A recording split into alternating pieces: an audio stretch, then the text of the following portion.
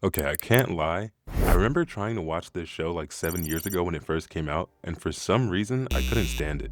I think I legit watched like 3 episodes and then just dropped the show. But here I am, giving it another shot, and I'm gonna watch it until it gets boring. So let's just get into it. I'm not gonna lie, this entire death scene in episode 1 is wild. And what boosts me the most is that my man is getting shanked out for genuinely no reason. And then he tells his coworker to go to his house and wipe his hard drive.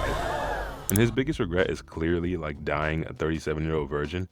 No judgment though, because even though I would like to think that I'm better than that, I know that I would be heated as well if I died without losing my West Virginia. West Virginia, my mama.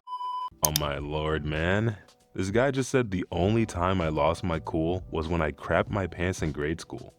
Like he casually just brought up that time he shiced himself in 5th grade. You see what I did there?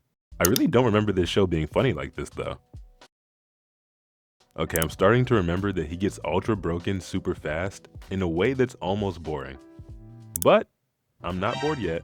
I'm actually rather entertained by this so far. They're showing us a little bit of what's going on outside of the cave in the new isekai world. And what's funny is if you watch enough anime, some characters just subconsciously start to look like NPCs to you. Like look at this guildmaster guy. I can tell you right now that he is not him. Okay, the dire wolves are attacking the goblin village, and this is the last thing I remember from my first attempt of watching this show.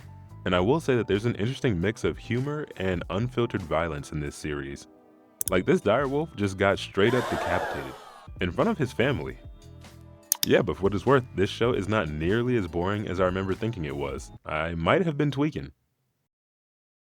I typically really enjoy world building and lore in stories, but the show is starting to feel really generic here. And that's actually all I have to say about episode 4.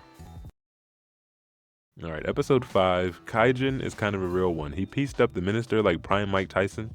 Some Hajime no Ippo action, you know? And I think the show has no problems being like generally interesting, but something about it feels pretty empty. It's missing a soul, if you will. Okay, I'm not gonna lie to you guys. Episode 6, I started falling asleep a little bit around this point, which is never a good sign. But they just introduced Shizu, which seems like the second actual plot point since introducing Veldora, considering that she looks just like the hero that sealed Veldora. So I'm gonna take a wild guess and say, you know, it's her. Okay, it's not her, but episode 7, maybe this is just me being nitpicky, feels kind of strange. On one hand, a lot of presumably important things and some relatively interesting stuff happens. But on the other hand, it all seems kind of low effort.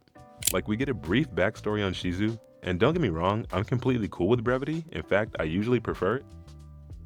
But I can tell this scene is supposed to make me feel something, like I'm supposed to feel really bad for her, but I don't feel much of anything. And it's not because I'm a psychopath, it's just not that compelling. Beyond that, we have this fight with Ifrit. Run. And Rimuru legitimately spends more time on the ads than he does on Ifrit, who is supposedly a legendary monster, by the way. And somehow, I'm not bored yet. So we venture forward. Okay, I lied. Halfway through episode 8, I am actually bored. Even the part of this episode that's supposed to be a twist feels flat. The expressed bond between the adventurers and Shizu just seems kind of forced. And maybe that's because none of them have very much screen time and they're dramatically one-dimensional characters at the end of the day. But I'm at a crossroads here, because this is obviously where the show essentially begins. Rimuru now has a clear motivation and trajectory, but I also can't help but feel like I'm not that interested. Look, there's definitely room for shows that are not driven by strong narratives, have a cast of predominantly flat characters, and an OP MC. But that style is also driven by main character progress. So when Rimuru is so insanely OP that a legendary monster is barely an inconvenience by episode 8, the incentive to watch just kind of goes down. And with that said, I did legitimately get bored here, so I guess this video is technically over. Before you click off though, just out of curiosity, am I missing out if I drop the show here? Or am I saving myself time because there's better things to watch? If you say I'm missing out, I would legit come back and watch every episode in the series. But if not, I feel completely fine wrapping things up here. So with that said, thank you all for watching, and I will see you all in the next one.